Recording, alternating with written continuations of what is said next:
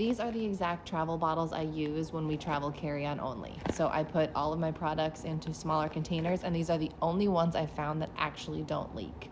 It comes with 3 different containers, so it has these smaller jars, 2 different sizes, and then it has 2 different sizes of these as well. I'm missing one, I don't know where it went. And then there's 2 of these spray bottles. You also get some stickers so you can put on what they are. And so usually these jars, all the other ones I get from like Walmart, they leak everywhere, but these there's face lotion, I think, in this one. They have a normal cap, but then they also have this like plastic stopper, I guess. And so when you put that in like that, and then you put the cap on it, it's just extra, so it's not gonna leak.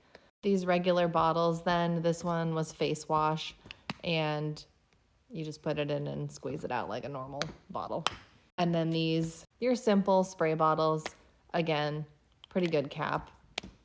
Maybe I just have always bought crappy ones, but every single one I've ever bought leaks. It does come with technically a carry-on approved bag. I don't use this bag, but it says it's carry-on approved, so that's what it comes in. So that's how I condense all of my products when we have to do carry-on only, and it fits in all the liquid requirements going through TSA.